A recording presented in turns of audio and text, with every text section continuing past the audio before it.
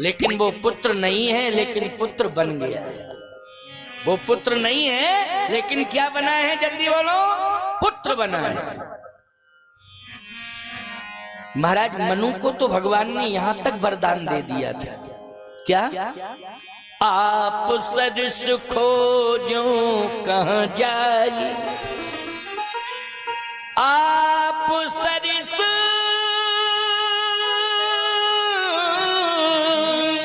खोजो कहां जाई, नृप तो तनय हो में आए। मैं पुत्र बन के आऊंगा। महाराज मनु ने कहा, जो मैंने चाहा वही आपने वरदान दे दिया, लेकिन अभी इंतजार करो। आपको मैं पुत्र के रूप में तो मिलूंगा, लेकिन नैमिषारण्य में नहीं। तो फिर कहां? कहे पूरी दुनिया में, इस ब्रह्मांड के अंदर अयोध्या है, उस अयोध्या में मैं पुत्र के रूप में मिलूंगा। महाराज मनु ने कहा, तो ठीक है, हम चले जाएं अयोध्या। अयोध्या जा रहे तो आप वहां आ जाओ, कोई बात नहीं। नहीं नहीं नहीं नहीं नहीं, ऐसी नहीं। तो मैं सूर्य वंश का, इक्ष्वाकु वंश का राजा बनना पड़ेगा। महाराज मनु बोले, ये मुश्किल की बात है। क्यों भाई? अयोध्या में आप जा तो सकते हैं, चले जाओ, कोई बात नहीं, रह भी सकते हो, लेकिन राजा बन जाओ, ये गारंटी है क्या? बोलो भाई, गारंटी है? अच्छा, तुम दिल्ली में चले जाओ, रह सकते हो, ये गारंटी के प्रधानमंत्री बन जाओ दिल्ली में जाके?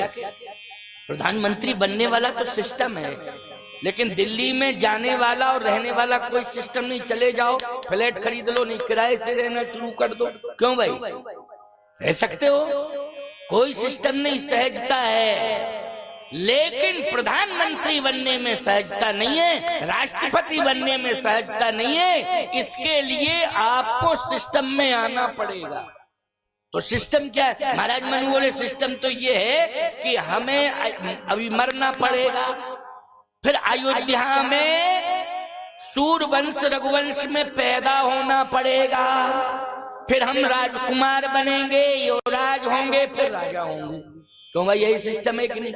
महाराज मनु ने कहा, ये मेरे बस की बात नहीं है कि हम सोचें कि मरने के बाद सीधे राजा बन जाएं या राजा के घर में पैदा हो जाएं। अच्छा, जितने लोग हैं मरने वाले, ज्यादातर यही सोचते होंगे, क्या हम टाटा बिरला डालमिया धीरू भाई अंबानी के यहाँ पैदा हो,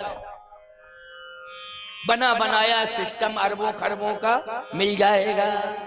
क्यों भाई, सोच रहे हो? सब सोच रहे होंगे, लेकिन ये संभव है क्या? ये तो प्रारब्ध है आपका। बोलो क्या है?